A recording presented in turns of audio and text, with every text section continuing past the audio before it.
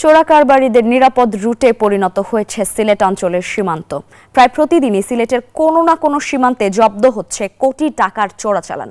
সচেতন মহল বলছে, চোরাকারবারে অধিক মুনাফা হওয়ায় বিশাল বিশাল চালান জব্দের পরও এই পথ ছাড়ছে না সিন্ডিকেট।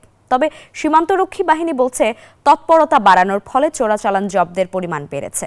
সিলেট সীমান্ত নিয়ে নাজাত আহমেদ পুরকায়স্থের 3 পর্বের প্রতিবেদনের আজ থাকছে প্রথম পর্ব, আর ছবি তুলেছেন সেলিম হাসান।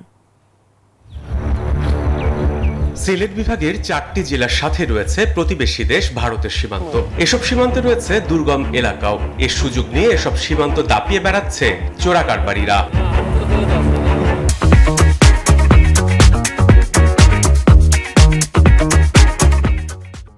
পরিণত হয়েছে ভারত থেকে শুল্ক ফাঁকি দিয়ে চোরাই পথে পণ্য আনার নিরাপদ রুটও।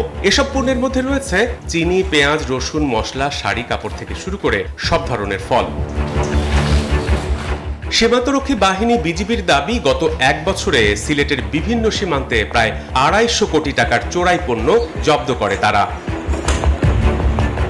সচেতন মহল বলছে, মাঝে মাঝে চোরাকারবারিরা ধরা পড়লেও আইনের ফাঁক ফোকরে মুক্ত হয়ে আবারও তারা জড়াচ্ছে চোরাকারবারে।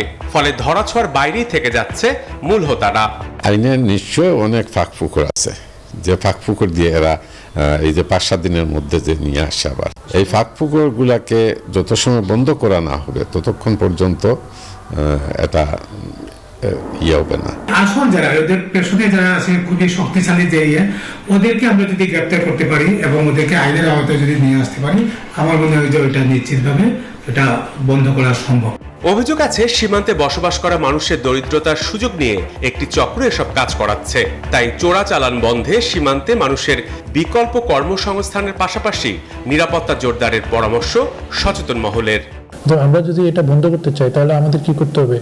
আমাদের এখানে দ্রব্যমূল্য দাম কমাইতে হবে এবং পাশাপাশি আমাদের নিরাপত্তা বৃদ্ধি করতে হবে। এরা তো দরিদ্র লোক, তো তাদের পেটের দায়ে প্রয়োজনের কারণে তারা এইসব রিস্ক নিচ্ছে।